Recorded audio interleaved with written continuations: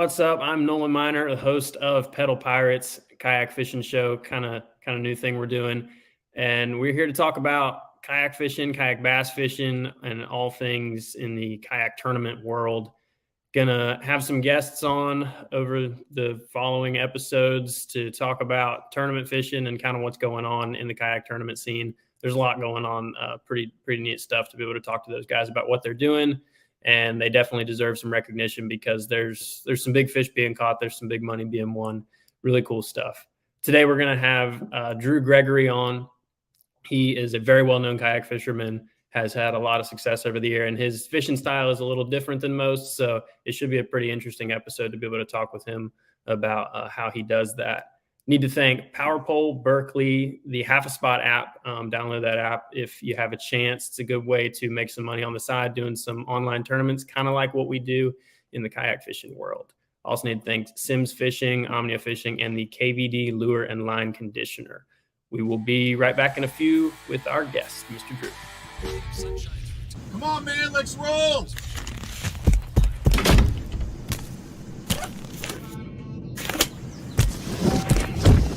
What the? To catch the fish, you need to be one with the fish. With PowerPole shallow water anchors, you'll get the ultimate in precision, power, and control, so you can catch more fish. No face paint or phony fins necessary. This is the mountain, and this is mountain whiskey. Unspoiled, untamed, forever wild. There's no safety net, no way down. Up here, it's just man and the mountain and his tin cup. Tin Cup Whiskey. Mountain whiskey. Want to know the difference between power bait and other soft plastics? Ask the fish. Berkeley scientists have thousands of flavors tested on thousands of fish. Natural, man-made. Every bait that's ever hit the water. No matter the shape, size, or color, power bait is the only one that is scientifically proven. Fish bite and will not let go.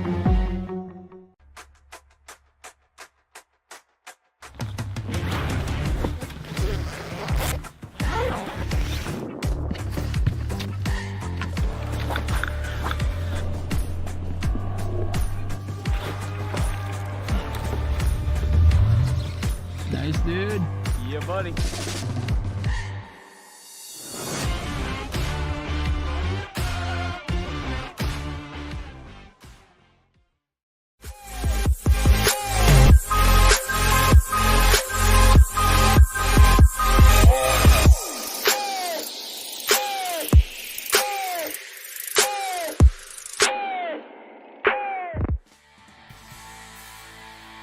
What's going on, Drew? Not too much. Nolan, how you doing, bud? I'm doing pretty well. Folks, we have Mr. Drew Gregory here, very well-known kayak fisherman, known for his what used to be kind of the norm for kayak fishing, not as much of the norm anymore, but the style in which he fishes, and we are totally going to delve into that, and is the winner of the, I want to say, one of the most recent regular season kayak events that took place as far as the bigger trails. That was the Bassmaster Kayak Series at Pickwick, and we are also going to get into that at some point. But Drew, where are you from? What's going on in the world of Drew Gregory these days? Yeah, man. So originally from the Southeast, cut my teeth fishing rivers and creeks in Georgia mostly. My family is actually originally from Texas. I was born in Texas. See, so I've got some Texas bassing in me, then moved to Tennessee for a short period of time, and then pretty much grew up in Atlanta area in Georgia. So I got a lot of the main bass fishing world in my blood. But now, today, actually, by the way, I did move to Charlotte, moved to South Carolina for 5 years and Charlotte for 10 years. So I got South Carolina and North Carolina bassing in my blood. So that's a lot of diverse fisheries you can fish in those states. But now, believe it or not, I live in Northeast Ohio. Yes, one of the rare, quote unquote, pro anglers who have moved up north. So my wife's family is up here, and it's been great for the kids. We got a 1-year-old, a 4-year-old, and most importantly for me, and her, we got a lot of free babysitting and support. So allows me to travel and know she's in good hands. So that's where I'm at now, man. And of course I get all over the country and I'm loving it.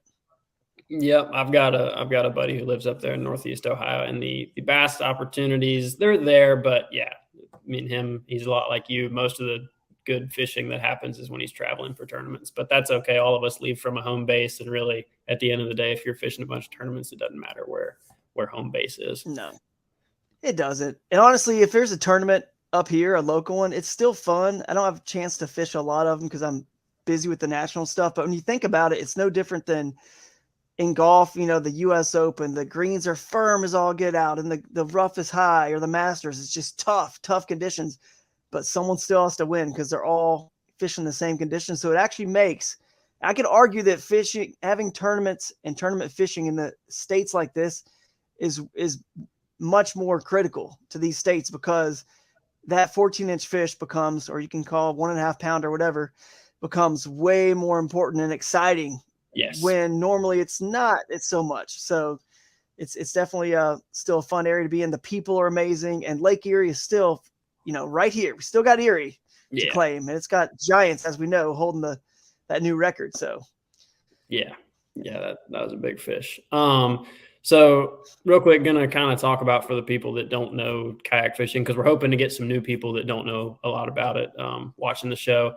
So the tournaments that Drew and I are going to be talking about over the next several minutes, we're fishing, a lot of times it's multi-day tournaments, big fields, sometimes over 200 kayaks are fishing in these things, and there's big money on the line. A lot of the time first prize is winning 10 grand or more. That's not uncommon. And the way that we score these tournaments is we do a catch photo release.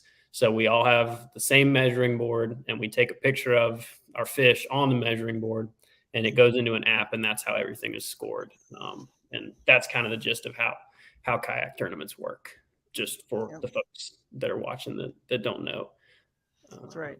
And the bass guys, if you're a bass boater, you should not be tuning out right now. As a matter of fact, I know this is called the Pedaling Pirates show, but if you're a smart bass boat angler, you're probably going to listen to some stuff that's off the wall that maybe the other guys aren't listening to, because I think Nolan, as we'll probably get into, and people will see, if you've ever listened to a lot of the top kayak anglers and interviews with like your Cody Miltons and Russ Snyders, and you're a great example, Bailey, dude, there's some juice that these guys know that I've never even heard or seen anywhere else in bass fishing, stuff that they do and how they fish, and applications. So stick around. If you're a boater too, you might learn a thing or two. Absolutely. Well, and I also, in a dream world, we'll get to a point where it won't be weird if you do both. Nobody's going to look at you funny if you fish from a bass boat and then you jump in a kayak. That's what I want. That's like the perfect scenario. You just do it all. That's right. And you've come from that side already. You've got people crossing over. I'm considering, and have for a while, like hopping in some boat tournaments, getting an aluminum, get a little 10 rig, do the Drew Gregory style. Cause people, obviously we're going to talk about that a little bit, but I've definitely been called the John Cox of kayak fishing many times.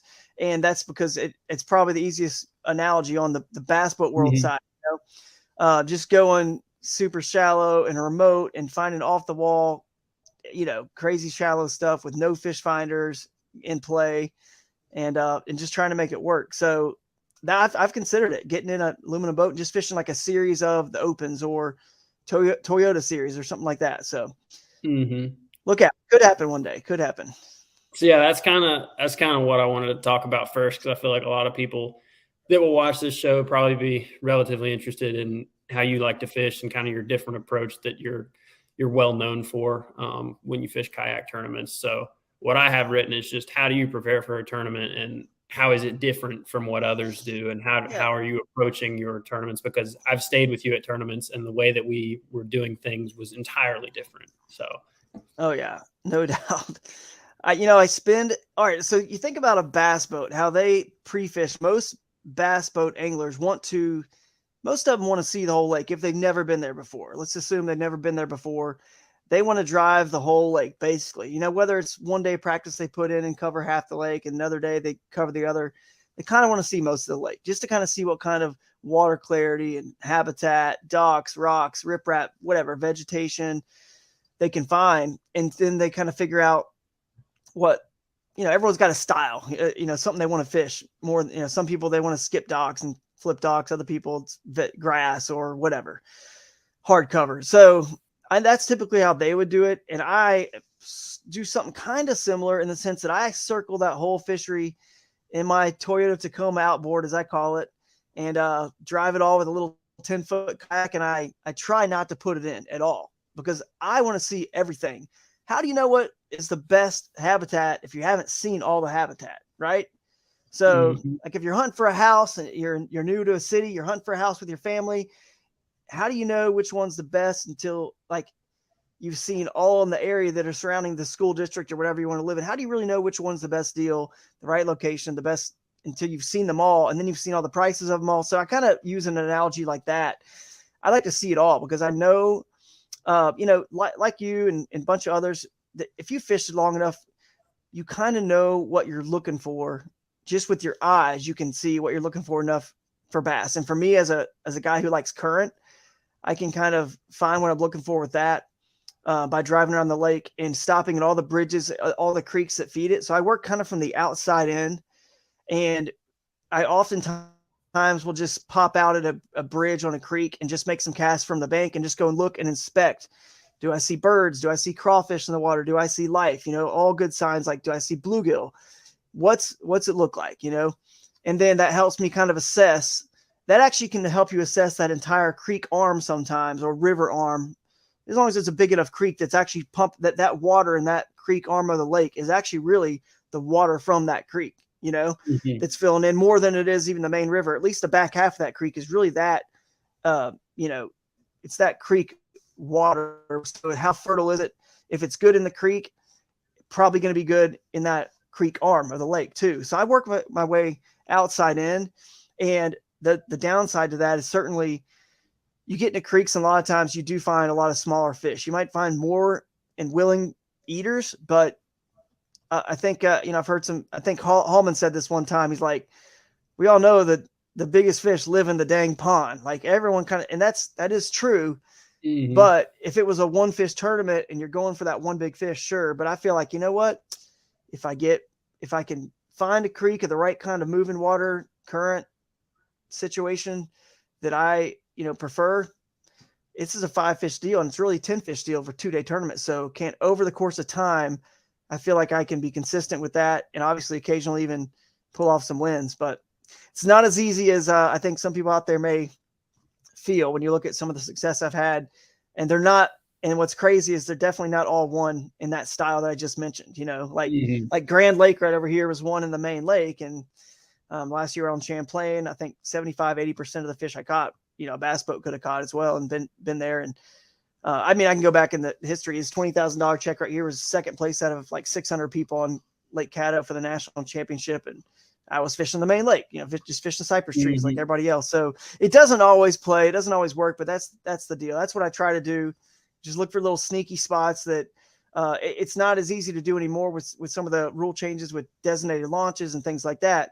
But it's still, doable. And it's not like it's a huge deal, because it wasn't, like I said, wasn't all of, how I won things or anything, but certainly some situations it plays. But yeah, that's kind of the strategy. We'll get into more, I'm sure, but that's the initial start to my pre-fishing. And obviously I have a map like everybody else. You put a bunch of pins on a map, and I'm driving to all those and looking at all those first. And then once I've done that on one day, my second day, I can really determine where I need to put in. And some of the times I'm doing like a Keith Pochet. I don't really fly a drone like he does, but sometimes I'm just looking to see what's connected, because on satellite you can't tell what all is connected, especially you get into a wild place like a La Crosse or I don't know, a lot of wild natural places. You're just not sure if the water levels, if those oxbows are connected or not.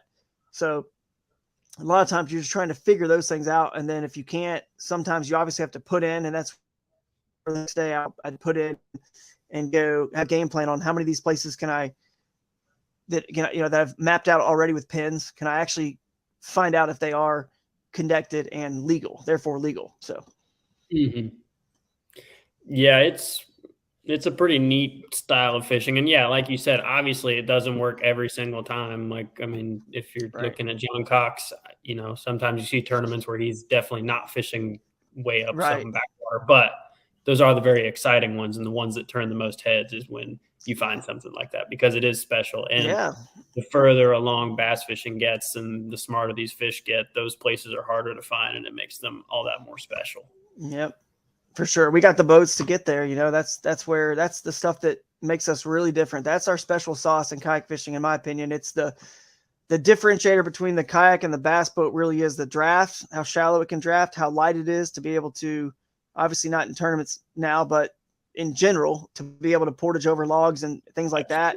And to get to those unpressured fish, because the main lakes were overpressured, oversaturated. Like, raise your hand if you're listening to this right now and you've ever been like upset when you saw no one else around, or like that. No one's ever been upset when they see other people around. But the problem is that doesn't happen anymore. It's like but that's where kayak fishing could expand in a lot of those wild places, or at least on the fun side of it. Maybe not so much in the tournaments now, but in the fun side, that's where we could expand. So yeah, the ability to portage over and be lightweight to do that, and that also, that lightweightness and that nimbleness allows you to, another differentiator with the bass boat is obviously putting in at places that don't have boat ramps. So from a bridge, which is where kayaking has occurred since the beginning of time, people just recreational kayaking, kayak fishing, whatever, just sightseeing, birding, animal watching, whatever they put in at bridges, anywhere that's public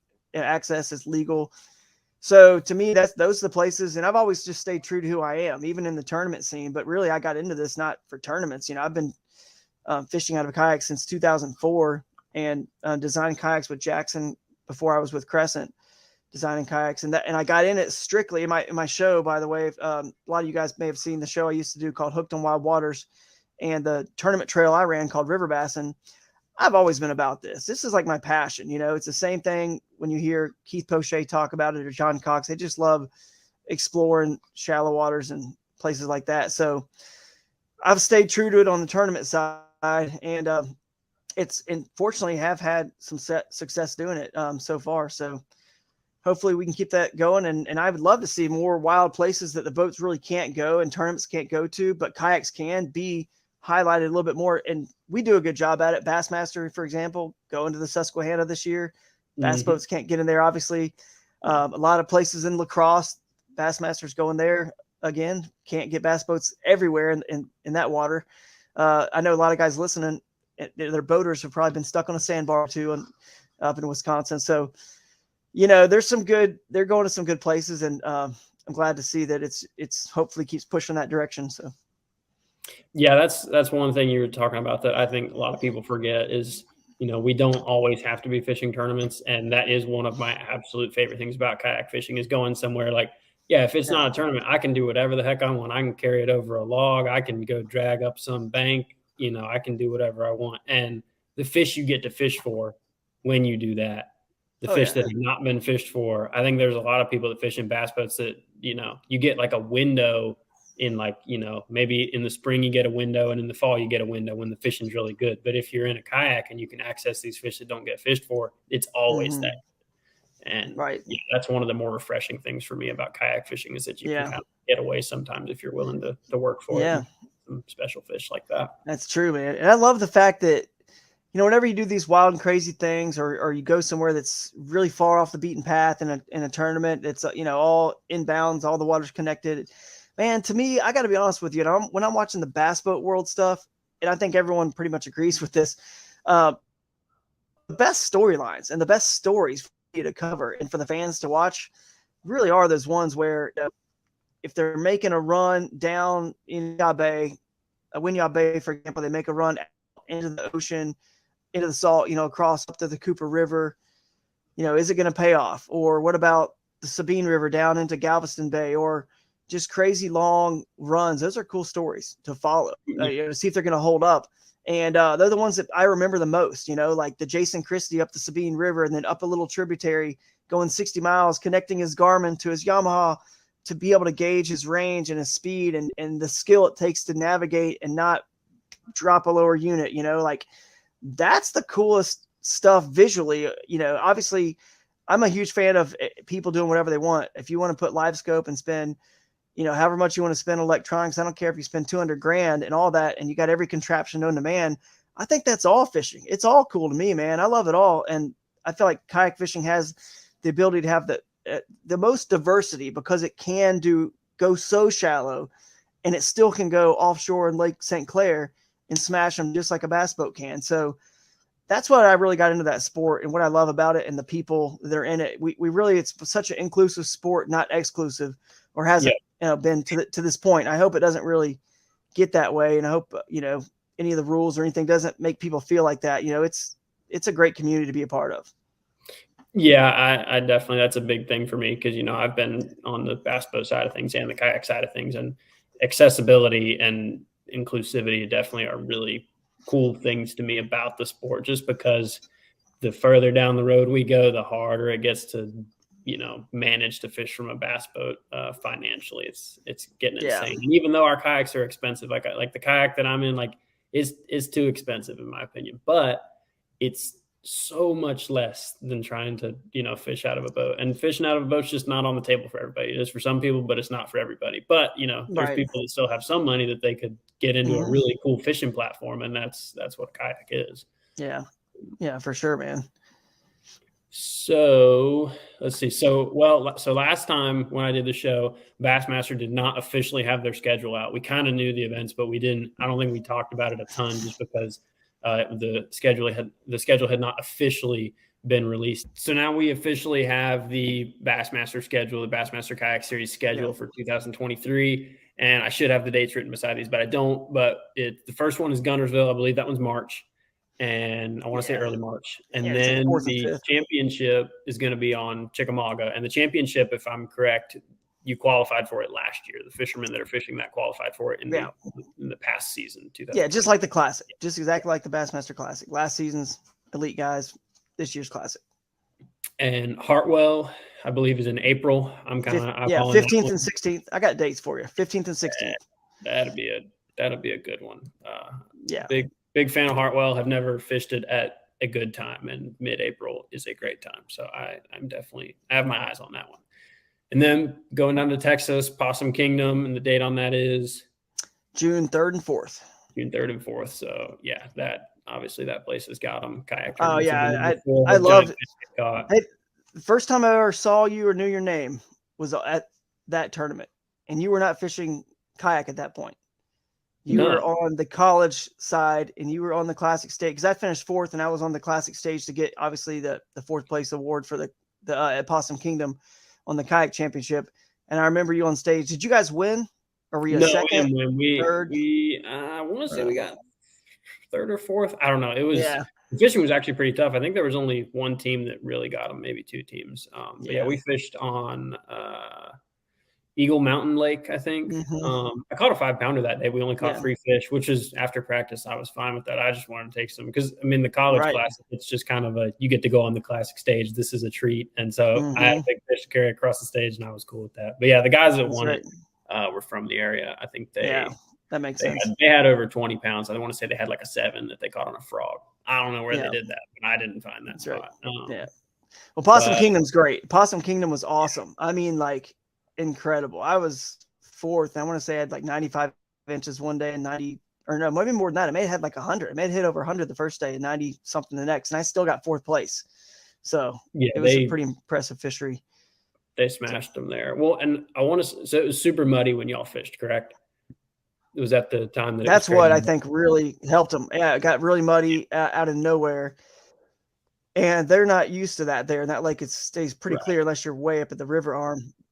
So there's a certain amount of salt that actually comes in from that river, and it really even clears it up even more. But yeah, that's why I think it showed out so good. Honestly, it was because you could fool those big ones a little bit easier, obviously in a stained water conditions when they're not used to ever seeing that. So actually, if you go to any lake that's ever crystal clear and actually somehow gets murky, you're in for a really good time. It's happened to me in lots of places where it's like a rare thing. But anyway, but yeah, that was a good one. And I guess what next is lacrosse. Yeah. What's the date on that one? Yeah. July 8th and 9th. July 8th So and 9th. Yeah, plenty of kayak fishing opportunity at La Crosse. Never been there before, but I've watched plenty of fishing coverage of that place. Super cool place. And you got both species. Anytime you get more than one species, it becomes a very interesting ball game to figure out if you're going to pick one or try to mix them. So that'll be interesting to see, especially in the kayak world, because we only go by length. And so a lot of the time, the smallmouth, if you're fishing for them in the summer, they weigh less, but they always measure the same. So definitely be interesting to see what happens out there. Yeah, that'll be fun. And then wrapping it up at a place that is now very near and dear to my heart, the Susquehanna River in Pennsylvania. Absolutely. In October, I want to say, for the I don't know if they're going to call it the AOI Championship, but that's basically what it is. Regular season event when they the angler. That'll be 7th and 8th, October 7th and 8th. So that'd be good, I bet. It'll all come down to that one. So that'll be fun. It'll be a little bit later in the year, but the water will most likely still be low, like it was when you won. So don't know if your same pattern will be working again. Your bug all the bugs are dead by October, but there'll be I'm thinking so. Hopefully the fish will bite something that's not a little silly bug. At that point, you can catch them on a real bait. Exactly.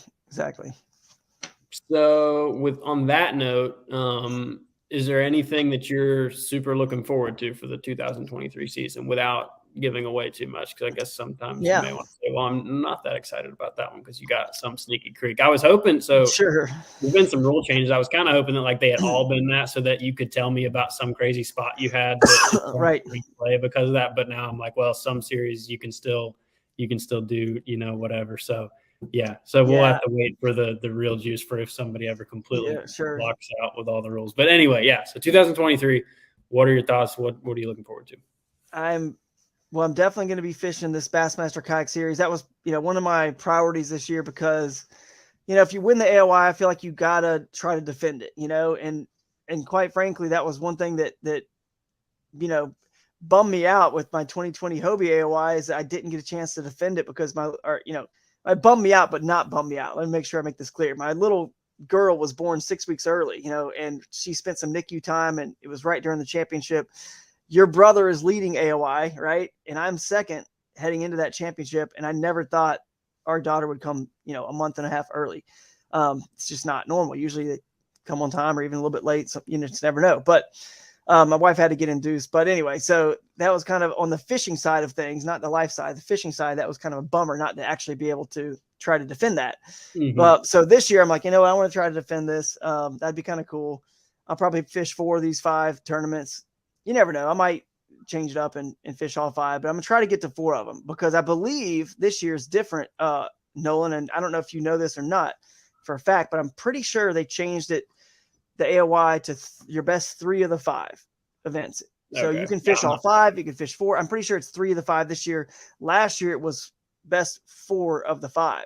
And I actually missed Lake Fork at the beginning of the year because she was still so young. I didn't want to leave quite yet. And I just fished the last 4. So I figure, hey, if I give us a chance myself 4 of the 5 tournaments, and I get to, keep my best 3 events, then that's one throwaway. That's one mulligan. So I don't necessarily have to do all 5, but I like to try. So I'm excited to do that. And then Guntersville is obviously where I'll start.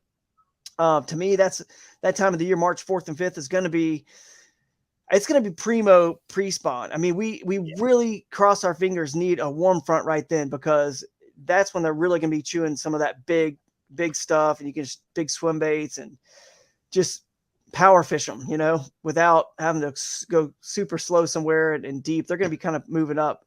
I feel like we always make it seem like, or we always feel like it's happening sooner than it is. You know what I mean? Like every year it's like they're about to spawn and it's like March 10th or March. And it's like, no, dude, they're spawning like April 10th. Like we want it to be so early, and there may be a small wave that does, but they're still mainly out there. So I hope that we can get a rush to the banks, but that's a cool event. And then, I mean, the championship's going to be awesome at Lake Chickamauga. We didn't mention that one, but that's in between Hartwell and Guntersville, the first ones. So looking forward to Chickamauga, March 22nd and 24th, because that probably is getting closer to that, primo. What was time the date on that lake? I mean, that 22nd to 22nd and 23rd. Sorry, the 24th is the first day of the Classic, and our tournament's just the first 2 days before the Classic. And then that'll be. I mean, that'll be pretty money. It might be freaking snowing, and it might be 75 degrees and sunny. You never know with March, but that's right. You don't. Good time. But what I think is for sure we know is that fish, bass specifically, they know based on the daylight getting longer. It's not always predicated on this exact temperature. It's like the daylight getting longer and the fact that, you know, like my wife, for example, or anyone that's pregnant, it's like when the time comes, it's like when it's ready, the babies are ready, you got to just go. They can't hold, like they obviously could hold them in and it never happened and reabsorb or whatever, but their nature wants to do its thing. So they're going to make it happen when the eggs are ripe. So it's like, they're like, someone said this analogy, one of my biologist friends, it's kind of like they're grapes on the vine, and there's a point where they're ready to be picked and they're just ripe, and they go then. And because if it's too late, they're shriveling and it gets old and doesn't work. And if it's too early, it doesn't work either because it's too early. So they got to go in this short window, which is actually cool because it was a biologist that was a good friend of mine that Dr. Sammons, who does a lot of work on shoal bass. And he said, and this happens with other bass besides shoal bass, but he's almost positive that when they looked inside and they see this grapevine of, if you will, of eggs, that some of them are perfectly ripe and some of them were still young. So he says this is almost more proof that for sure, especially river fish like a shoal bass, they could get a flood that could blow out their whole spawn the next day after they spawn, right? Spawn multiple times. They'll spawn multiple times in one season. And we know that bass in Florida and other places do occasionally do that. But in a river situation, it's way more common for a spawn to get trashed by a flood. Oh, yeah. So it's cool how God just kind of did that, where they spawn like 2 or 3 times. Because the other ones aren't ripe and ready yet, the other eggs. So anyway, total sidebar there. But yeah, that'll be interesting that time of the year. And I actually have never really fished chick, but I mean, after I won the Hobie AOY that year, Bass Kayak did have a tournament on chick because that was the COVID year and it got pushed back to super late in the year. It was like late November or something, crazy cold. I just won the AOY. I was exhausted, and it was a 1-day tournament. So I fished it, like pre-fished one day and fished it. That's the only time I fished it. So I'm just excited to go and fish chick. Hartwell, we'll see. What's up? I was going to say, well, an exciting thing to me about watching that tournament happen at chick is, I talked about this last time, but just the stealthiness of kayaks and the fact that fish are much more at ease around a kayak. And especially, I mean, I don't think there's any lake besides maybe OH Ivy that gets fished harder than Chickamauga right now. And those really giant fish that have probably been caught or, at least been hooked a couple times. And, they're very used to hearing a trolling motor and hearing sonar pinging. When you get in a kayak, those fish are just not quite, they can't figure it out. Because we just have much less presence when we're fishing. And so a lot of the time when you see kayak tournaments happen at really pressured fisheries, really nice bags of fish end up getting caught. And especially, like, I'm sure there'll be an absolute giant one caught, specifically because it won't be able to tell that person is fishing for it. I agree with that. For me, going to pressured fisheries always kind of bummed me out on the bass boat side of things. And it still did when I got into the kayak. But then once I experienced it firsthand, the differences in, I don't know, a place that would, maybe you wouldn't get a bite in a bass boat because that fish lives in a pressured area and is very in tune with bass boats coming through and fishing for him. Well, when you're in a kayak, he can't tell you're there. Right. So I'm always excited to see what happens. No, it's real. Yeah. It's definitely real. And then, Hartwell is the one that I may or may not, I don't know, man, just never really fished it before. I had an ex-girlfriend that lived in Hartwell and, parents had something just fell. But she had a house her parents did on Hartwell, and we fished it from their boat. But I'd never actually fished Hartwell. You know what I mean? Mm-hmm. That was just kind of goofing off. But man, I just don't ever. I look at it. It just doesn't suit my style. I'm not like super stoked on it. I don't know why. Just not. I know it's great, but maybe I should go to that one. I'm not sure. I was thinking about hitting Lake St. Clair on a different series that same weekend, but you got me thinking about. You're so excited about Hartwell. I'm like, I don't know. Maybe I should give it a shot. It's a cool place. It's a really cool place. A lot of it just has so many fish. I fish at a bad time of year when the majority of the fish shouldn't even be shallow. And the number of fish that I saw, granted it was late summer, so they were a lot smarter than they'd be in the spring, but it made me want to go back, even though the fishing was kind of terrible. There's a lot of big fish in that place, a lot more than what Do you think would that's right? Do you think that's more like of an Alabama bass, like a Alabama spotted bass deal, or is that going to be? I mean, I feel like that's going to be a sight fishing derb. It's basically right there in the middle when there should be a bunch of them on bed somewhere in that lake, April 15th. I think it depends, because that place you can go find dirty water. Absolutely. Those river arms, there you'll always have some color, especially in the springtime. Real good chance you'll have plenty of color up there. So I wonder why those get color though, because it's coming right out of another crystal clear lake. I think it's all of it. How does maybe runoff from other creeks? I don't really know how it works. I don't either. Maybe they generate and it stirs up stuff. Maybe. Yeah, I don't know, but I definitely know that it's pretty routine for those arms to get some color to them. All right. And then even I don't know which arm it is. I'm trying to remember the name of it. I can't. Now getting excited. The Tugaloo arm. That's not even coming from the top of the lake. That's coming from elsewhere, and it comes out of a lake, but it's dirty when you get rain. I think it's Lake Yona. Yeah, Yona. Yeah, man. That'll be interesting. Play there. I definitely would think. I do like this, even though that doesn't feel like it suits my style or anywhere. I feel like excited to run up this river, that river. Basically, it's probably because, again, I got into kayaks literally to go places where bass boats can't go, and the river arms and that. They can go up all those. So I'm like, there's just not a lot of water to go to. And, I don't know. It just doesn't excite me as much as other places. And that's probably why. Not that I can't every once in a while fish somewhere that bass boats, fish. And honestly, that's kind of the other myth about my style. Fish don't know where bass boats can get and kayaks can. They don't have a clue. They go where the food is. And you know what I mean? They're chasing the food and the best ambush places and the best habitat for them to live in. So it's not like, I think people out there think there's some, I'm some mythical creature again, like that. Just once you get to all these crazy wild places, magically you can just win all these tournaments, and it's just not the case. I've certainly won a few, doing that way. But guess what? In every one of these tournaments, there are tons of other people in the tournament trying to do the exact same thing I am.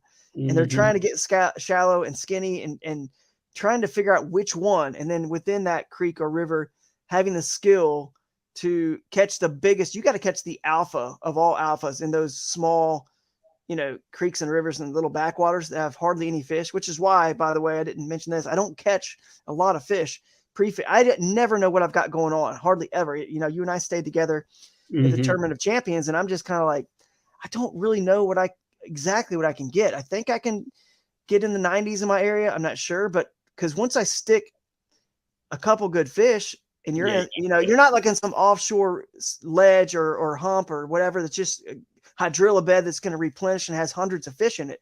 These giant schools. That's what the main lake has, which is what's awesome, because we're all looking for the same thing, unpressured fish, right? Like if you're an electronics guy and you're an offshore guy, you want to find unpressured fish that don't see a lure as much, or maybe when they do see one, you fire them. You know what I mean? Like you get that competitive spirit going and you fire the school up.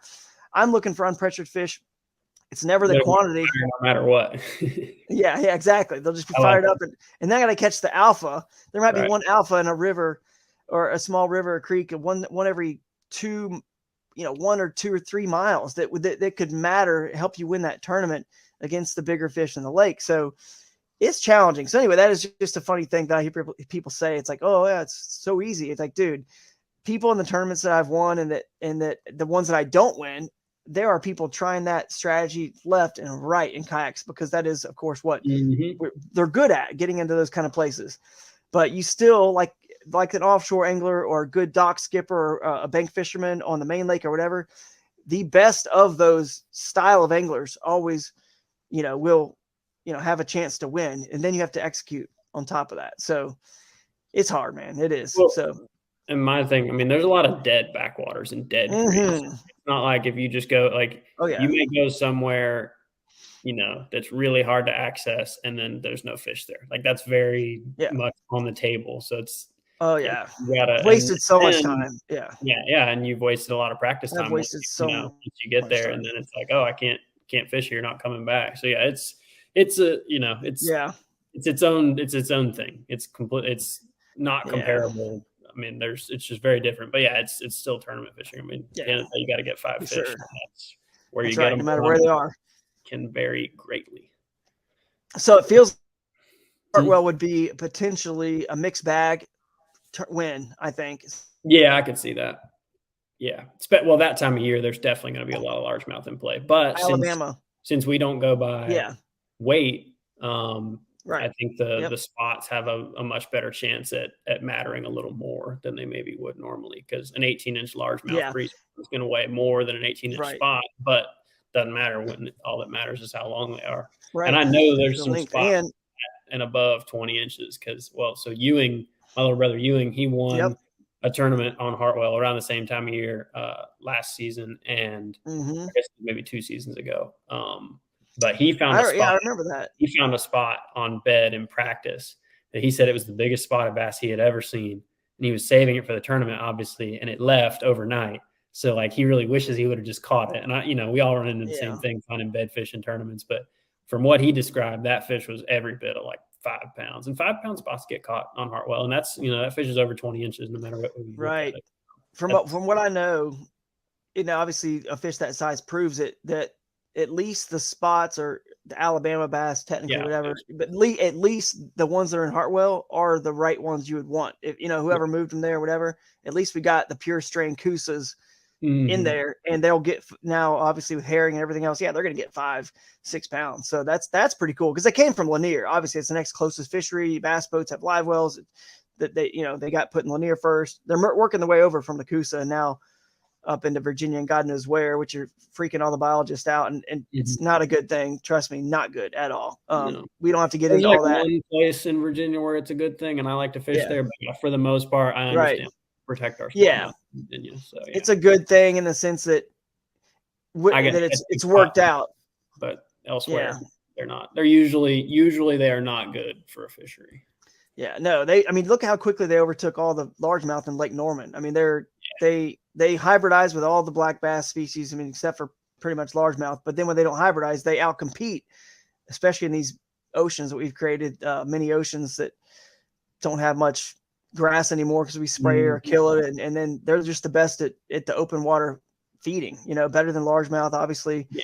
So they outcompete, they take over, and it's if you hybridize, if you're a species that hybridizes, unfortunately, you're going to lose your pure anything at some point. You know what I'm saying? So if you're hybridizing with a red eye, or which are in those systems, those fisheries, and if you hybridize with red eyes, get teeny. So Alabama spotted bass mixing with a red eye, now that fish is no longer, you're not going to get a fish that's going to be, 5-6 pounds anymore. It's going to be 2 or 3. I'm excited to just go through everybody's pictures. That's another thing about kayak fishing, is that you get to see a picture of everybody's fish. So in the bass boat side of things, if the guy holds it up on stage, you get to see it, or maybe if his marshal takes a picture of it, you get to see it. Obviously at the opens level, this stuff really doesn't happen. There's no chance of a marshal, but if the guy holds his fish up on stage. But in the kayak series, whoever's doing well, or if they're not doing well, you can look at, who's doing well. You can look at all their fish. And whoever's not doing well, maybe smallmouth was a bad idea. You can look at the bottom of the leaderboard. Oh, these guys are fishing for smallmouth. That was the wrong move. I'm just excited to look at crazy spots out of Hartwell, because Hartwell has some really interesting looking spots, because they have in there, and there's really pretty fish. Those Bartram's red eyes are cool. But anyway, and then next, dude, Possum Kingdom. I've already talked about that. I love that place. That's going to be cool. And then La Crosse, I've been there once. I think I got the last check in Hobie one, that only year I went to La Crosse, so 11th place. So, I've learned a little bit there. I'm excited about that, because like you said earlier, it's smallmouth, largemouth deal. It's like a Champlain. Well, like Champlain used to be. You could kind of like which one you're going to go. And, it's kind of cool. I like those fisheries, because, with the kayak being able to get so shallow, and all the places that those largemouth really live, with the vegetation and stuff there, you can find some cool stuff, and obviously go frogging crazy if you're into throwing a frog. Yep. But at the same time, smallmouth, they're just a little bit more fun to catch. So I try to find them if I can. So, and there's big ones up there, real big ones. So that'll be what I'm probably going to try to find and target, knowing I can fall back on some largemouth somewhere. So because they can't leave a backwater. Now those river smallmouth, I've only watched tournaments, but it does seem like sometimes guys will have do they call them wing dams or jetties? Whatever they are. I Mhm. guess you maybe call them Yep. jetties there, Right. but it's the same thing. Yeah. It's Mhm. like guys will find them on those. And a lot of times it seems like those fish will leave, like because smallmouth like to roam. And in a river, Yeah. they should roam less, but it does still seem like on that system, they'll definitely move around. But if you find largemouth in the Yeah. backwater, they're probably going to stay put. They do, man. And like a Brian Schmidt, I remember Brian New, Matt Airy, a lot of them in the Elite Series, they were on this awesome grass bite where it feels honestly like Florida, where you find a pile of them in this chunk of grass somewhere. You know what I mean? Maybe it's the right mixture of grass with the current hitting it just right. And lacrosse seems to always be one on the kayak side or the boater side, always seems to be one with someone who literally could just spot lock down or power pole down or whatever and just hammer the same cast over and over. And just, there's a school there of like 100 fish and they just, It's wail kind on of 'em. crazy, but It is. that's how fishing submerged vegetation works. It's not something Yeah. I'm great at. I got to experience a little bit of it recently, but it's just a weird situation. And yeah, somebody will find it. You put enough people out there, somebody's going to find it. Someone will find it. Yeah. So the right current seam or something. But I junk fished my way to that 11th place finish, and it's, it actually lost. I can't talk about how I lost it because it would give away a spot, but I lost like a 5-pound largemouth at the first, like second cast of the day. I have it on GoPro, and I've never shown it because I don't want anyone to see like where it is. Right. But it was the saddest thing that, is actually because I had some reels that were brand new that I didn't want to like use in pre-fishing because especially knowing where I go, I get dirt and mud. I'm like, I'm going to use my older stuff, break out the new ones on tournament day. And I did it just a dumb rookie move, man. Just didn't set my drag down tight. And I didn't realize it until he hits this buzz bait. And then all of a sudden, the line's just pulling out and I have to put my thumb on the spool. And then, during the time when that drag was loose and I couldn't get enough line, he got around a man-made structure. I'll just say that. And very specific man-made structure. he would not have gotten there if obviously I had the drag down tight. So that one probably cost me like a top 5, just that one fish, given, what a 20 incher up there can do when you're, you got a 14 on your stringer and you gain 6 inches and jump right up that leaderboard. So, and honestly, back to the inches thing, this is something I want to bring up too. That's pretty cool. And this isn't like I'm never like, oh, bass boat versus kayak, whatever. We're all the same bass fishing world, and it's all like love, man. I think it's awesome. I love I follow all the bass boat. I have tons of bass boat friends on the Elite Series, MLF, like wherever, you name it. But some people out there kind of feel like there's this, like, I don't know, contention between like the two sides. But I hope it never is like that. Really, it should be like you said. There's one day where it's just like, one day you're fishing a kayak tournament, the next day you're fishing a bass boat tournament, whatever. But I do know one thing for sure, and biologists have corroborated this question when I've asked them, all my friends that are in that world. Length is for sure the more accurate predictor of age. And if age is the more accurate predictor of intelligence, then length is that more, defining the more accurate way to really assess an angler's skill, not weight, because you can't gauge. You can't target a fish that just swallowed 3 shad. You know what I mean? Like that's nothing you can really target. He happens to be fatter, but he's shorter. So he's actually dumber in theory, by incrementally dumber, younger, easier to fool. So really the way that kayak does it. And if this, I don't know, like I like live wells and the catch and release. I love all that, nothing against it. But if it started today, if there was, you got to wipe your brain clean right now. Everyone that's listening has to wipe their brains totally clean to really believe and understand this. But if you do, and you forget that bass boats and live wells and all that exist, if we started tournament bass fishing today, and with the technology we have in this little thing right here, it's iPhone or any smartphone, I don't think we would ever, I don't even know if it would cross our minds to use weight, even cross our minds. Because we could do all the live scoring, like you're saying, the live scoring, you could release them right away, and all the money that saves with catch and release release boats and all the tanks and the bags and the bass boat companies putting in aerators and live wells and all the stuff that goes into that. When you could have more storage for something else, all the money that's dumped into making sure they stay alive, and the fact they're being released all usually at one ramp, especially in local clubs, like right there, which isn't really, it's unnaturally putting in a population of fish that wouldn't naturally live in this part of the lake. So it actually is messing up the equilibrium, really. All that to say, I think length is a little bit better, more accurate, true test of who really had the better day on the water. But yeah, no, well, and still, I've always thought it's kind of weird that we judge a fish, what makes a fish cool or not is what it had to eat or if it's pregnant. right. That's what makes a fish really extra cool to us. And I can't, Yeah. I can't deny that a 10-pound fish is super cool.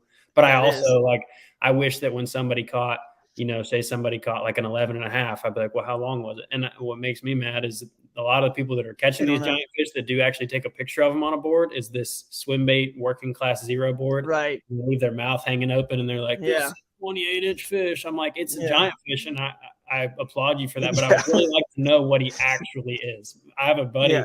Me and him are just constantly sending back and forth pictures of people like posting stuff about this, and we're like, that's not what that fish actually is. But no, Milliken's fish, dude. Milliken's fish, I think, was like the opposite. It was like it was over the zero line. Like he probably could have put it back a little bit more and got some more inches of it. It was probably longer, but its mouth probably wasn't closed. But anyway, I agree. It's like I love the weight and all that, but it doesn't. It's the same fish it's a pound lighter. 11 pounder is a 9.5 pounder after the spawn or 10 pounds. It becomes less cool. Whatever, but it's like we get the for some reason, and we get what's cool about kayak fishing. We do get the actual credit of the fish, and it stays the same all year round. That fish obviously is probably growing a little bit, but that's cool about kayak fishing. It really is. I love. Really that was me making the switch. Not having to worry about whether these fish are pre-spawn or not. Like I can just go fish for whatever the heck I want to fish for, and if they're nice fish, they're nice fish. That's right. And then the last thing, the Susquehanna, everybody knows that's a great smallmouth fishery. I know you're plenty excited about that. It'll be really good, probably. Even if the leaves, the only thing I think could be interesting for that one would be maybe the leaves being in the river. Mm-hmm. That's obviously going to depend on whether it's cold enough to, have those leaves in the stage of the game where they're going to be falling off the trees. But I mean, fishing in rivers in the fall, if the leaves get in the river really bad, like say it's cold enough that the leaves are dead, and then you get a windstorm the day before the tournament, it's going to throw a big curveball in everybody's fishing. Fish will still get caught. That could really change some things. That is the one downside for river fishing in the fall is that those leaves definitely. I mean, I think fish they can't see well enough to. I mean, they're still feeding, but it's a lot harder, I think, because their strike zone probably gets a lot smaller, I would imagine, just because there's so much stuff in the water. It limits what baits we can use for sure. Yep. Oh yeah, that's going to be like the trickiest part, but we'll figure it out. I'm looking forward to it. I've always had good success at the Susquehanna, so not so much this past. I mean, I did decent. It was 20 something, but 5th after day one, I was ready to charge at you, man. But my fish story, that's a whole nother story. What happened there? But I did good a couple years. I was 4th and then 5th the 2 years prior to that. So I mean, I've always had good history there. Love that river. It's actually now where I live now. It's only like 4.5 hours from me. 4 hours. So that'll be really cool to see so many fish caught at the end of the year, and the AOY is coming down to that, and just having a real fun tournament like that. It comes down to this at the Susquehanna. It really will. So there's a lot of fish in that same size range between 18 and 19 and a half, and they really start to matter. Quarter inches really start to matter. For sure. And it's worth noting, by the way, I don't know if you've noticed this yet, but Bass is going to a different part of the Susquehanna further north. And I have a feeling it's going to be, because it's in, I think, Lewisburg or something like that. It's probably going to be east and west branch, or whatever, that's a west branch. And I think it's a north branch. So I think we're going to be able to fish below that Sunbury Dam as well. They'll probably do some below. I'm not sure. But there's no way with them being that much further north from Harrisburg that they're not going to have more of that northern water in both those branches in bounds, which I love. And I've always, been a fan of any tournament trail. If you're going to go back to the same place, at least go back a different time of year. And if you can do like they did here on the Susquehanna, if you're going to go back to the same place, at least move it a little bit up that, like lacrosse, for example. Hey, let's go to pools, whatever, 3, 4, and 5, instead of, or 6, 3, 4, 5, and 6 sometime, instead of 7, 8, 9 that just get hammered and all the fish get brought back to 8. It's like, okay, why don't we go to even below there, go to put 9, 10, 11 in play. I'll applaud them for sure for going to a different part of the Susquehanna, because it does get old when it's like, okay, so-and-so, because if you're a real, like most kayak anglers, especially, I think bass boat guys too, but a lot of kayak anglers, we're just about adventure and exploration. and we get stoked to go to somewhere that's like exploring new water instead of like going back to, the same spot, and so-and-so is going to be over there where they won it last year, and so-and-so is going to be over there where they finished third or whatever. It's like blah, like we've seen those storylines, It definitely gets old. I don't like those fisheries where you go and you already know like 20% of the field is going to be fishing right here and somebody there is going to do well. I wish it was just a clean slate and you just go find the fish. But exactly. Yeah, Savannah's definitely a place, especially because a lot of the fishing is floating. Like, okay, between this ramp and this ramp, a lot of fish are going to get caught, but a lot of fishermen are going to be there, yada, yada. So, yeah, I had no idea they were launching on a different part of the river. Yeah, it's cool. That's really cool. That'll be interesting. That is going to be really cool. So we'll see. It'll be fun. But yeah, that's the schedule. That's what I'm excited about for each of those. And, so let me get. I asked you beforehand to get a good, at least one good story cooked up for me about as far as some of these crazy accesses and how the lengths you have gone to. And I mean, I'm sure people have heard about the good outcomes, and maybe that's what you're going to tell me. But I know there've also probably been some times when I remember the championship when I was fishing with you. We had some different launch rules, so you were having to do a whole lot of work, and you still caught some fish, but you were doing a whole lot of work for those fish. Yeah. I feel like a lot of the times those finishes may get kind of swept under the rug because you were going, I don't know. Oh, they do.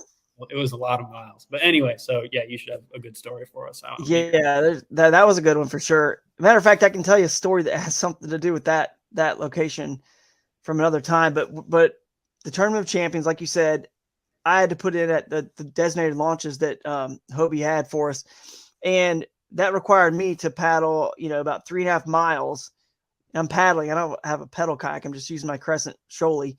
And I go and I get finally to a bridge that's like, 3.5 miles away, and there's a boat ramp right there. So that's like frustrating. It was, first of all, just a little bit frustrating to see that it's a, concrete pay boat ramp and other boaters are already there, fishing.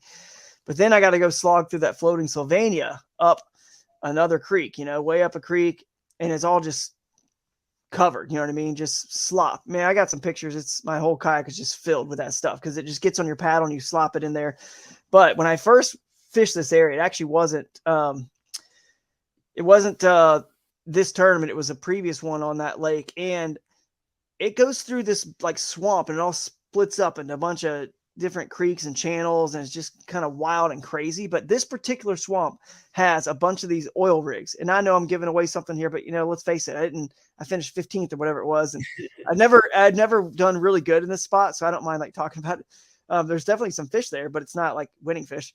So I go up there, and in this swamp, it's just very spooky because all around you are these oil rigs, like in Louisiana and East Texas, you got, and probably everywhere, but you got those just clankety oil rigs, just bong, bong, ching, bring, clink, just constantly just making these sounds and squeaking and squealing. And there's no peace at all in there when you're trying to fish. And it's just, you always feel like someone's like behind you. You're always looking around like someone's sneaking up on you. You would never know, right? Because all the noise. Yeah, so it's creepy that you're alone in this situation. And trust me, it's pretty safe in there. Really, the story, it'll be embellished to make it sound like it's all scary and dangerous, and it may be, but I don't feel like it's any less safe than someone going in the middle of Lake Erie in a kayak. That's very sketchy too, things that can happen out there in open water. But anyway, so I'm in there, and it's scary and sketchy and spooky and dark and creepy. And I get to the very end, and there's some houses way up there. Eventually you keep going, you get to some houses. And this guy says to me, super nice guy. He's like a doctor. We got to talking. And he says to me, "Where'd you come from? How'd you get here?" I said, "Put it at the lake." He's like, "Dude, you're lucky." I was like, "What do you mean?" He goes, "Dude, do you know what happens in those woods?" And I was like, "No." He goes, "I'm going to tell you right now, this is Louisiana. There's some crazy, people here, some kind of, I don't know, there's a reputation for anywhere. I'm not picking out Louisiana, every state, but this particular area in the middle of the swamp." Okay. And he says, that is where this group of devil worshipers goes every Saturday night or whatever, Sunday night, I don't know. And they go there, and there's this one oil rig that's got fire, right? That's burning the excess off, it's like got a little fire coming out of it that stays on, right? And he's like, that's where it all goes down. They sacrifice stuff. He's like talking about KKK and stuff. It was like people you don't want to just run into that are who knows what, some mobile meth lab or something going on. I don't know. But it was the creepiest thing. Once I knew at that point that I'd gone through that. Now, luckily, it's like a 7 a.m. or, on a Saturday morning, and they're probably not worshiping at that point. They probably ended their festivities at 3 a.m. or something like that. But it's kind of creepy knowing that and I remember seeing that oil rig with the flame, that you were right next to and the whole time I'm in there, I'm just always looking around. Like, I feel like something's around me all the time. And I'm like, spooky, spooky, spooky. Then he tells me this, and I'm like, oh God, man, I got 2 kids. I got a wife. I got to just, no. But I went back. Went back for the TZ. I was like, I've done it before. I'll be okay. I just, say a few prayers, but it reminds me of my very first trip before I even had a kayak. The old bass hunters, like the pond prowler little boats. Like a pontoon. Yeah. Yeah. In Georgia, there's a river called the Appalachian River, and it's a pretty good sized river, but we went over, my buddy and I, when I first started getting into this kayak fishing thing, before I had a kayak, we put in, and that's when you first realize that just because there's a nice wide river and a bridge doesn't mean that it doesn't split up and there's just laydowns everywhere downstream. And that is actually what sort of started some of my obsession for this, because a buddy of mine drug a big old, big old compared to a kayak, pond prowler, bass hunter type boat all the way down that bridge into the river. And we put our truck at the other side, and I was like, hey, let's just go see what happens. And sure enough, it split up into all these little fingers, and we're pulling that thing over logs together. And he's freaking out, saying like, we're going to be stuck out here. We're going to be camping in the dark. We're never going to get home. We're never going to make it out alive. We don't have any supplies. We have no food. And I'm like, shut up and just keep pulling, man. Like, just keep going, and eventually we get there, but in a weird, sick and twisted way, man, that's what got me hooked. I was like, this is fun. This is cool. This is an adventure, because you never know. Like, nobody else is doing this stuff. No one else is here. And that little bit of explorer, a little bit of Lewis and Clark or Columbus that's inside of every, most of every one of us here, that every guy that loves to fish and explore. Yeah. That kind of was like, all right, I kind of like this. Yeah. So, yeah. I don't relate to it on the fishing side as much as I do. I was saying to you earlier before we were on this, I don't fish in that way as much, but I definitely duck hunt in that way. And the adventure, like at the end of the day, we're after 5 bass, or in my case, 6 ducks. But a lot of the time, what gets you there is really cool. And the fact that, bass fishing and duck hunting are the same way. There's a lot of us trying to do the same things, and we're doing it in the same places. Yeah. And if you go that extra mile, you can get something to yourself. And if it's a little bit of adventure in between, that makes it that much sweeter when it all comes together. And exactly. I totally relate to that. There's something inside everybody that you want to, push the envelope and explore. And maybe it's really physically strenuous. And I've always said, like, there's some places that we go hunt, and it's like during it, like when you're trying to get to the spot, or when you're leaving the spot after you're done, you're like, I'm never coming back here. But then, like, you give it about 2 weeks, and you forget about all the bad parts, and you just remember what it was when it actually worked out. And you give it some time, and you'll go back. You'll try it again. That's true, man.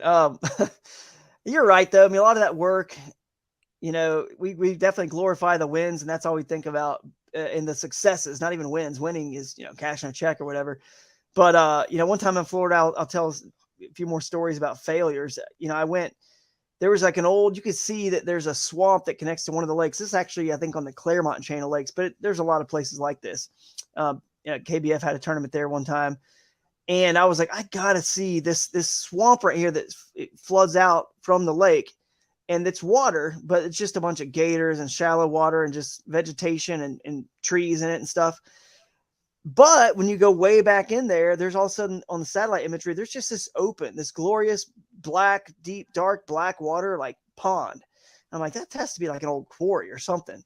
Sure enough, I go over there. It's like right behind a church, and I've talked to them, and they're like, yeah, it's an old quarry or whatever.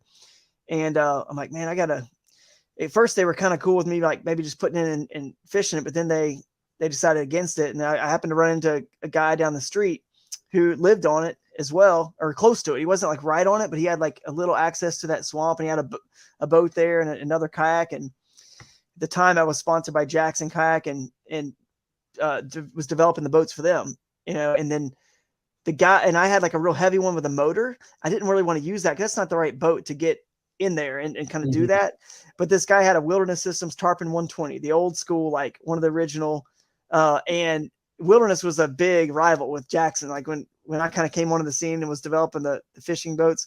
So it's kind of funny because I said, he was so cool, man. He was like in the 70s. And I said, hey man, you mind if I just borrow that little kayak you got right there? And I just want to go check out this little pond back here. And he said, sure, man, no problem. So it was really funny because I filmed it. I never posted it. I should have, but I filmed it. And, I was talking to the camera to Jeff Little and Craig Dye and Tim Perkins, all the old Wilderness Systems pros, Corey Dreyer, whoever, just laughing that, did you ever think you'd see me in a Wilderness Systems kayak? This is like blasphemy for, the Jackson kayak person being in a Wildy, but I did it. And I couldn't quite get to that little pond without getting out. And here's what's creepy. Obviously in Florida, you get out and it's just, you can't see anything. You're just in a swamp and muck. Now in KBF, it was all connected by water. It was so thick with stuff. And I could have made it if I kept going and tried, but I said, I'm just going to get out. I got out and I kind of waited the last little, I'd say like, I don't know, 20, 30 yards to get there. And I go and fish around this thing. Like I give it an hour and a half probably. And it's like a little 2-3 acre pond and just looks amazing. And just nothing. There's just nothing there. Like zip. Yeah. And it took me like all day to get in there and do all that work. And of course it was a lot faster than going from, at that point, going from the main lake and getting through the bigger part of the swamp, which would have taken more time. So I saved myself some time in that respect, but it didn't pan out whatsoever. And there's a lot of stories that are like that. They're just as bad.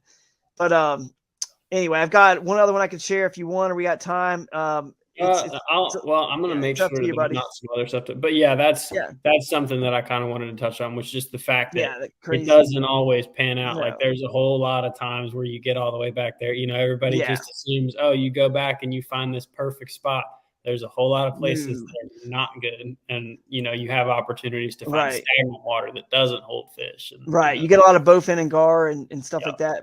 More often than not, it doesn't work out, or maybe it works out and you can catch fish there, but dude, there's a big difference in catching fish than winning fish and enough winning fish. So you got to know, and I've actually purposely fished out of bounds. I do that. I actually eventually started to do that quite a bit on some of these places to not beat up fish that were inbounds on the river or creek, but out of bounds, but you get the feel for how to catch them and the bite, but without beating up your fish. So you really have to know. There's so many things you have to do. And then on tournament day, you still have to do this and cross your fingers that nobody else shows up there, because if they do, and it's a small creek or a little backwater or just a small population of fish that you found and someone else did, nobody's winning, which is why I've always said too, dude, the anglers will balance out the sport. The equilibrium always balances out. If for some crazy reason, a majority of all the kayak tournaments started getting won up a river or creek, which is not true. I feel like we have a 33%, which is perfect for diversity, like meaning offshore 33% wins, bank, main lake 33%, and then river and creek 33%. But if for some crazy reason ever, got lopsided one way or the other, then sure, make some tweaks. But I've always just said, if you just keep things the same, you didn't make any rule changes or whatever, if someone feels like, I want to do that, rivers and creeks seem to be working, it's not going to work for very long. You know what I mean? It's like, no, the guys go all in and learn how to do it. But and they do, but like more people are going to show up, and if everyone gets good at that, they're all going to figure out and find the same fish. They're going to show up. They're going to cannibalize each other, like the Elite Series guys on Banana Cove or on whatever ledge on Kentucky Lake, and then you got Buddy Gross a quarter mile away or whatever he was, half mile away from Banana Cove, finding his own separate grass that nobody else was on. And it may have not been, it definitely wasn't the best school of fish, but and you and I have talked about this, because he was the only one that had it, it was a winning group of fish, and everybody else was on the biggest and best school, but they all were splitting up, fighting for it. And the anglers have a way to balance all that out. So you don't really need to knee jerk react and change a bunch of stuff. If one style is working a little bit better than the other in one year, or a certain time of year, anglers figure that out just the same way that we all know, oh, it's June, Ledge Fest, let's go, crankbaits offshore. Like we know that's how it's going to go down, and the anglers know that, so they pile in there. Well, okay, now that doesn't work as well because everyone's there, I got to find something different somewhere else. And you just keep, and then of course, once you find something different and then people learn that's the way to win when everyone's cannibalizing, then they move to that. And then that potentially works again. It's kind of like if we just leave things alone and let the anglers kind of work itself out, then I think that's the best move.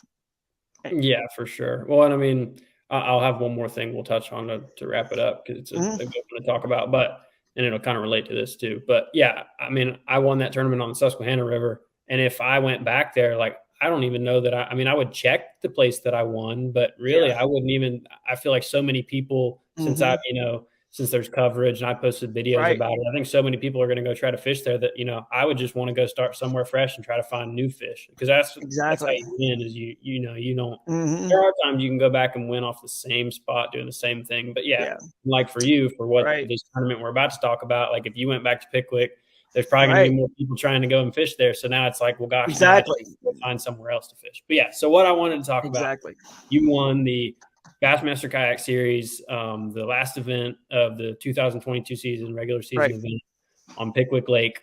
And there was some controversy just because of, access and whatnot. But basically what it was is someone, for my take on it, I didn't follow along super closely because I was just going to wait for the final say and they ruled in your favor. So, that's all good. But basically like a pro. Yeah.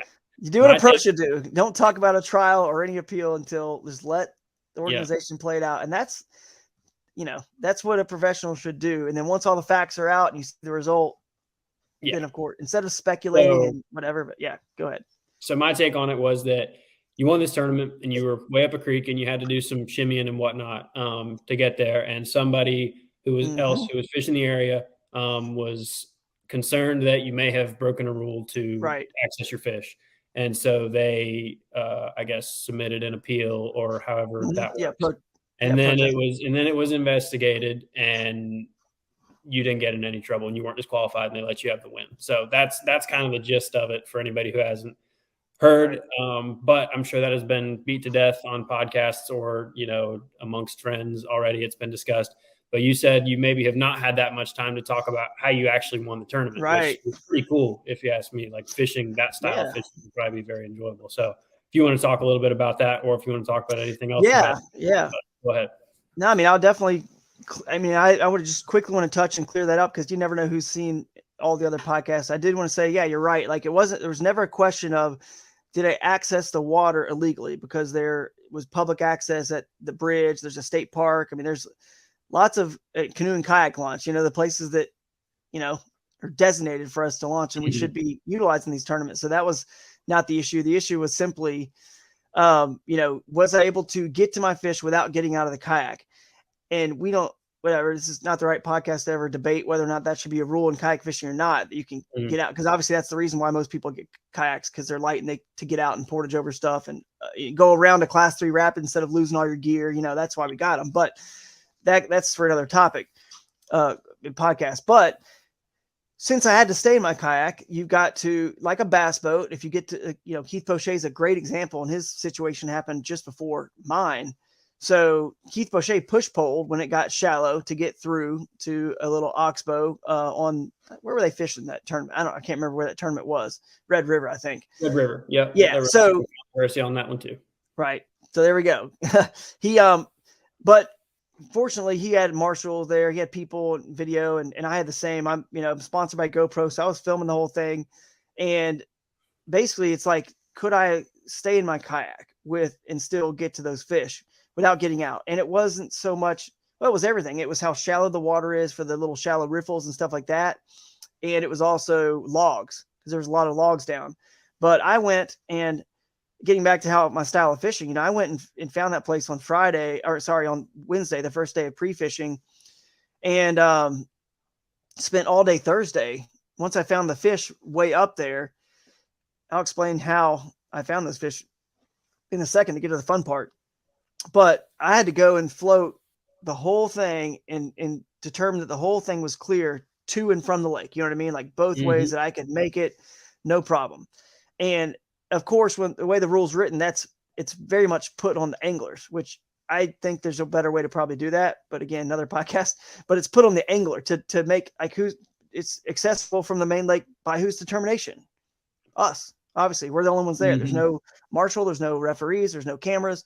So it lets it be up to the person, which is what's interesting about this whole thing, and why some people might say, well, I couldn't do it, or I couldn't get there, or I deemed it not accessible. So I think he probably wasn't able to access it. But I have a little small lightweight crescent trolley, which drafts really shallow.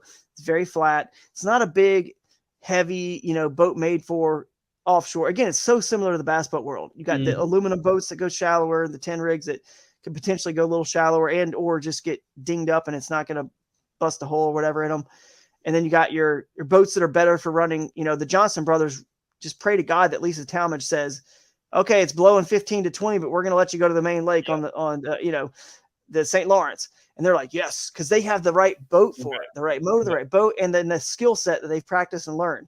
I'm no different than the John Cox, Keith Pochet that, okay, I have a little boat. I can see a path and way around and under and kind of through obstacles without ever getting out of my kayak, because I know what it can do because I've practiced it and I've been in those situations all my life. And to the untrained eye, the people, and I have no problem again with, they protested. I think it was a good protest. I think we need to, we're the only ones who can hold each other accountable. So I have no issues with it. And so basically I was able to get through it all. And then some of the pictures they took of some of the logs and riffles, I had GoPro footage showing how I got around it. Like they probably would stop 20 or 30 yards or 10, 15 yards away, take the pictures and say, there's no way anyone can get around this. But then if you go all the way over to the root ball, for example, on the one, it was one of the main ones, because the log was like 90 degrees across the whole creek. Like it's not, but you could go around the root ball and there was a space as wide as my kayak that I could just go right around it because the water just flowed that way. But obviously I love that, I love having that stuff inbounds and cool. It's kayak fishing to me. The shad come from the lake, the fish come from the lake, they move and they utilize that. And it's water that's not pressured by the bass boat world. So we get to relieve some of the pressure on all the other fishery. But I actually found those fish, and obviously I've showed that to them in the appeal process. It's like a trial basically, and told them, and showed them all the GoPro footage and I did the whole thing without getting out of my kayak. So they were like, okay, you're cleared. And it was actually one of the coolest phone calls I've ever had from Lisa Talmadge 5 minutes after it was over, after the appeal was heard. They claim, that you're going to get a verbal answer about the appeal within 24 hours. Well, she called me after 5 minutes. I'm like, oh my gosh, Lisa, I'm looking at my wife like she's already called me. This is good or bad, because I certainly didn't feel like I broke a rule, and just because I had to push pole or push paddle, whatever you want to call it, a few places, I'm like, that's within the rules, and bass boats do that. Everyone does that, when they need to get to, and these fish are all it's all connected, free flowing to that fishery. And I found them. But anyway, so she calls me and she said, she was the moderator of the appeal. So she has no say in anything. She's totally neutral, just making sure that the three people that were the decision makers, my jury, that were not in the tournament, but they were Bassmaster kayak anglers, and one that was a Bassmaster employee, not in the tournament. They apparently had their decision very, very quickly, and deemed I didn't break a rule based on everything I said to them and all my footage, of course. And I had proof that I'd floated it. One of the competitors, my roommate that was staying with, Tyler Bean, picked me up. So on Thursday, I actually had the text messages with the pin showing where I was getting. So it actually corroborated that I did float through that whole thing. It wasn't, which was a rumor going around on the internet that, I just wish he would have checked it. I just wish he would have checked it first. Well, I did. So whoever, again, that's like, you were a pro, you didn't talk about it, because why would you want to start something and spread rumors and then you just only look silly afterwards when you're talking about stuff publicly that wasn't true. So anyway, but yeah, but she said I was cleared, and dude, I just broke down in tears. I was like, man, like all the weight off my shoulders. Cause that meant the AOY too. I was, I'd won the last 3 in a row, from Grand Lake to Smith Lake to Pickwick, and it secured the AOY. It was a crazy, crazy run. And, but the coolest part was how proud she was, like, we talked about earlier, the coolest stories, the Jason Christie going up the Sabine that far to win, and all the crazy cool stories that in ways tournaments have been won off the wall. It was kind of like, she was so like excited and proud for me, like just almost like a mom in a way. Like, she's so sweet and just fair. And just the fact that she was, she knew that was the right decision. And she was like, oh, thank God that, you know, they cleared you. Like you worked so hard and you deserve that so much. And I am so impressed with what you did. And I'll explain what that is now, but it was just really one of the coolest moments it turned out to be one of the coolest moments of my life, you know, really hearing from her in that manner, just how proud she was of, because I had thought about that tournament for like months, because there's a huge gap in the schedule like there is this year before that last tournament on the Susquehanna. And I knew I was in the driver's seat for AOI, kind of because I'd already won 2, you know, and got 7th at the Harris chain. So the way I found them, by the way, was the Tom Bigby Waterway. You know, it's connects the Alabama Coosa chain to the Alabama River where the Coosa bass live, the Alabama bass, which get long. And obviously it's the fall, so shad are running up creeks in the fall. So you want to go there and you want to find out how far any big fish are going to go, you know, to chase those shad that'll keep going forever. I know that Tom Bigby Waterway, I did my research. I've been there 50 years or so at least. I can't remember how many, but it was a long time, long enough to where if there's going to be Alabama bass, right? Alabama spotted bass, Coosas, whatever you want to call them, in there, they're going to be in the biggest creek right over from that Tom Bigby Waterway. And they, like we talked about earlier with the whole length weight thing, they get longer. If you catch a 2-pound Alabama bass, it's going to be longer than a 2-pound smallmouth or largemouth, because they're a little bit longer and skinnier. We go by length. So I'm like, okay, so I've got that going for me. And I'm not even thinking about winning. I'm just thinking about a good finish to secure the AOI. That's all I was looking for. And so then sure enough, man, I started well upstream. Like I said, I worked from the outside in, way up in this skinniest stuff, and keep working my way in to where I can find fish that are decent size to matter in the tournament. And so then they were there and they had moved up to chase shad. And of course they feed on anything else they can find at that point. But they were up there, and when I found it on that spot, the next day I cleared the whole section, made sure it was connected to the lake, free flowing, did the hard work to make sure that was all good and I was legal. And then at the pre-tournament meeting, this is the other thing I want to make a point of. At the pre-tournament meeting, I pulled the tournament director, Dwayne Wally, for that tournament aside and showed him specifically on my phone exactly where I was fishing. And I just wanted to let him know, hey man, I'm way up here. I've cleared it. I'm way up there, but it's connected and I can get there. So I know I'm legal. And then I also shared my location with the cameraman, Mark Cisneros. So he had my little blue dot all day and could follow me and then possibly get over there somehow to take a picture, anywhere public that's next to it. So some people, are like, oh, it's hard enough to keep track of. Oh, people are just wild west, just do whatever they want. And it's like, not when you're even beforehand telling them where you are, obviously, but they just want to use excuses, and it kind of just shows their insecurities maybe on, about their own fishing or whatever. But I just worked hard, man, and studied and knew about that species and knew they would be there. And I didn't make any changes to the water. There's no saws, no chainsaws, nothing, because I didn't have to. And strategically, and this is kind of what I had to explain in the appeal, strategically, I didn't chainsaw that log that was the main one that was in question. Even though I had all Friday, I did nothing Friday but rig. I could have, but I didn't. Why would I do that? Why would I open it up to other people? Yeah, that doesn't make any sense. So especially when I could get through it all. So anyway, I didn't do that. And I caught him on a Chapo. And the biggest one was like 20 and a quarter, 20 and a half inches, came on a, like in about 6 to 8 inches of water. I've posted a video of it on Instagram, and you can see it come waking after it under exactly what you said. It's the fall, and some of the trees were falling, and it was a little stick was in the water, and there was a mat of fallen, little, the pine needles from those cypress all bunched up on it. Yeah.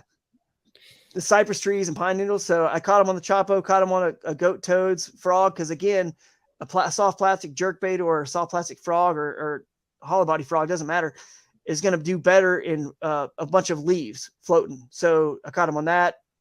And chatterbait, the mini max worked really good in that real low clear water, that new mini max chatterbait with a minnows. So that's pretty much it. Just went down there and picked them apart. Day one, smashed it and was leading the tournament by a ton of inches, had 90 something inches. And day two, it was like low 80s. But between the two, it was enough to get it done by a pretty hefty margin. Yeah, I And remember the fishing was tough, and that's Yeah. a plus of going up a creek because you're no longer in the lake. You're fishing for different fish, even if the lake's Yeah. all out of whack. Exactly. And it's all, but it's all connected. The fish all use it, and anybody else could have done the exact same thing I did, and no one else did. And I mean, other people did. Don't get me wrong. People Not were in that. Yeah, they were in that creek further down. They were in other creeks. That's my point too. There was a ton of people fishing creeks that tournament, but they didn't win. But if you win, for example, people the year before in that exact Bassmaster Pickwick tournament the year before, no one even knows this. I haven't even said this publicly, but people were in the same creek I was the year before. Now, did they win? No, they didn't win. So there's no protest, right? When you don't win, it's no big deal. No problem. That's okay to keep in balance. We're not going to complain about that. But all of a sudden you win and then it's all of a sudden a problem, even though no rules were broken. It's an incredible storyline, something to celebrate the kayak and what it can do. But again, if I or any other people that fish creeks and stuff like that were to win 75 or 80% of the tournaments, then sure, let's go start changing a bunch of stuff, because it's like the A-rig. Like if that was going to do what they thought it was going to do, which would mean every tournament would have pretty much the same storyline. The whole tournament was won on an A-rig. That's lame for the media, for the sport. That doesn't help anything, but that's not the case. And we actually know now that probably wouldn't, if the A-rig was legal, it wouldn't have taken over and changed the game like we thought, because the fish learn and anglers keep throwing it first.